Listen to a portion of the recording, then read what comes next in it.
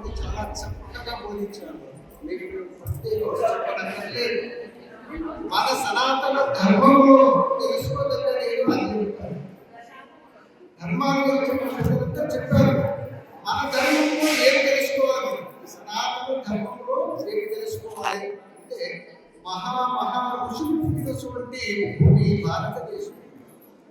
ఇది ఎప్పుడు పుట్టింది అంటే ఈ భూమి ఆకాశం పుట్టక ముందే ఉంది. ఎట్లా ఉంది అది? పూర్ణమేవో నిరాళంలో ఆత్మేయో నిర్గుణముగా లక్ష్మీ పశ్చిమే నిష్కరించవ వాయువేచ నిరాంజనం ఉత్తరేచ నిరాకాశం ఈశాన్యో నిర్మలోభవే ఉద్భవేవో నిరాకారం అదక్ష నిర్వికారః అంతర్వైక్ష తస్సర్వం అజోయం సనాతనః. చాలా సనాతనమైన సంస్కృతి మన ధర్మం. ఎప్పుడు పుట్టింది చూడండి, భూమి ఆకాశం పుట్టింది. ఈ సమస్తం కూడా నిర్వహించుకుంటూ వచ్చింది కూడా ఈ సనాతన ధర్మంలోనే. దీంట్లో మా పీఠం వచ్చేసి ముఖ్యంగా హనుమనగిరి, ప్రకాశం జిల్లా పాపూరు మండలంలో హనుమనగిరి ఉంటారు. అక్కడ నెల్లూరు ప్రకాశం మధ్యన భైరవ కోలాలు ఉంటారు. ఆ భైరవ కోలలో శేషమూర్తుడు అక్కడ తపస్సు చేస్తూ 72,000 మంది ఋషులతో తపస్సు చేస్తున్నారు. వాళ్ళు ఎప్పుడు ఇలా త్రేతాయుగం 72,000 ఋషులతో శేషుడు తెలుసుకోవాలి. మందరగిరి పర్వతానికి చెందిన శేషుడు దేవతలు రాక్షసులు అమృతంలో చెప్పినప్పుడు ఆ దేవతలకు అమృతం వచ్చేసింది. ఆ శేషుడికి ప్రాణం పోలేక ఒకరికి శరీరం అంతా సింహుడు రక్తంలో అల్పడిస్తూ అప్పుడు మహావిష్ణువు మొదలుపెట్టుకున్నారు. ఎవరు? శేషుడు. స్వామి, నాకు జన్మ పొందిగా నీకు ఈ పని కదా, ఏదైనా మంచి జన్మ ఇయ్యండి అని మహావిష్ణువు అడిగారు. అప్పుడు ఆ మహావిష్ణువు నా నుంచి కాదు ఇది కూడా నా నుంచి కాదు, ఆ సదాశివుడు కదా సదాశివుడి గురించి తెలుసుకోవడం అని చెప్పి వాళ్ళు అడిగారు. అప్పుడు ఆ సదాశివుడు ఏం చేశారు అంటే మానవ జన్మ ఇచ్చాడు.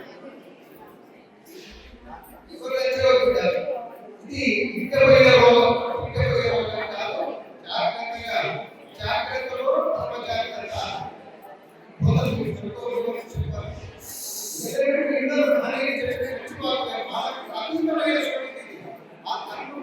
తెలుసుకోలేదు.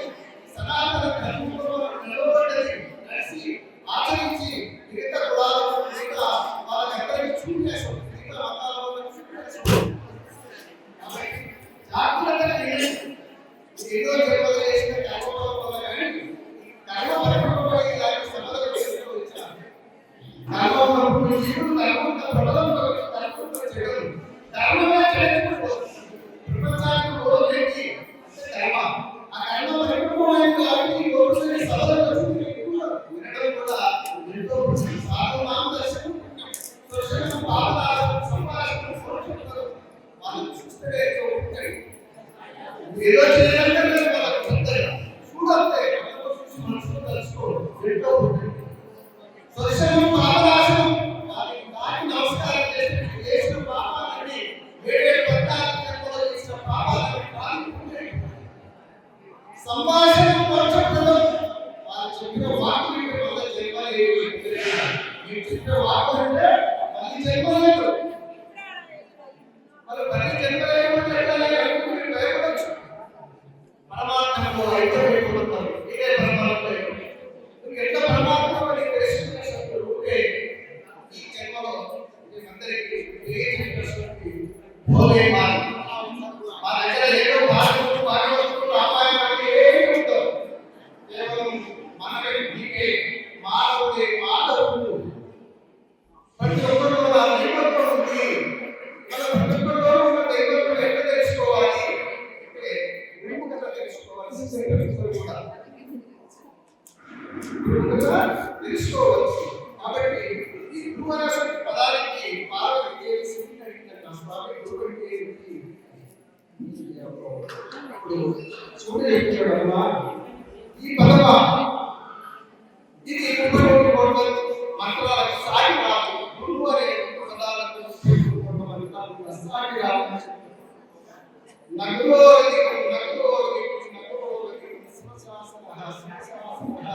అని ఒక్క నుంచి మూడు సార్లు చెప్పాడు. ఇదే తారకమంత్రం అని చెప్పాడు.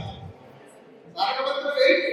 గురు బ్రహ్మ విష్ణు మహేశ్వర గురు సాక్షాత్ పరబ్రహ్మ తస్మై శ్రీ గురువే నమః. గురువు ఎవరు అంటే అన్ని కూడా ఈ త్రిమూర్తుల యొక్క ప్రతిబింబమే సాక్షాత్ పూర్తిగా భావించుకొని ఎవరైతే ఆచరిస్తారో వారికి జన్మను లేకపోతుంది. వారికి ఏం చేయాలి స్వామి కదా అది కూడా చేసి తీర్థం ఏ ధన మన ప్రాణ ఇవి అర్పణ చేసి వారికి శుశ్రూష చేయండి. ఏముంది మన ప్రాణం తను శరీరం చేసాం. ఈ శరీరాన్ని ఎవరికి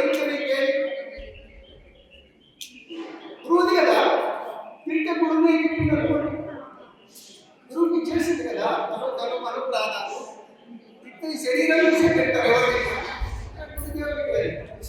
ఇచ్చేసింది.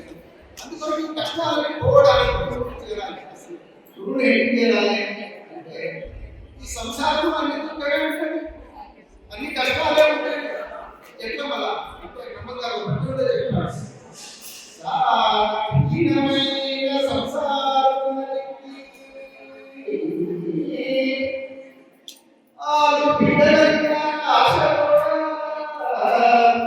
బుద్ధి కొరకు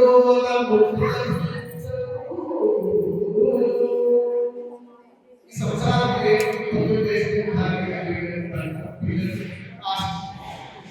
సంసారం సంసారం అంటే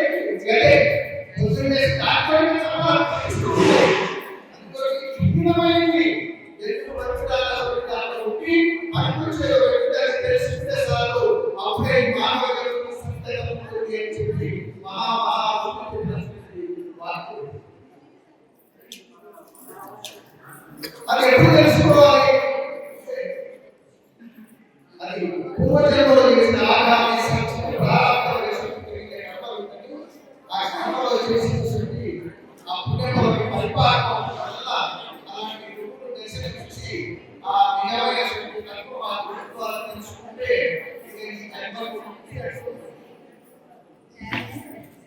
దీనికి పెద్దలు పెట్టారు మానవ జన్మ. ఏంటి ఏ జన్మ? మాధవ జన్మ మానవ జన్మ మానవ ప్లస్ జన్మ మానవ జన్మ ఎవరు మాత్రం శివుడు మానవ అర్థమైందా? కనీసం శివుడు పుట్టినందుకు కనీసం బుద్ధి అని సమాజంలో అమ్మ నాయన శివుడిస్తే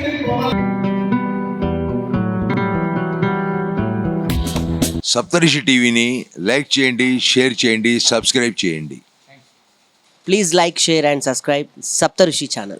Hi, this is Jabardast and D10 Pavan alias Pavani. So please do subscribe Saptarushi TV. Like, share and subscribe. Thank you. ఇది జనహితం కోసం ఏర్పడుతున్నటువంటి సప్తఋషి టీవీ ఛానల్.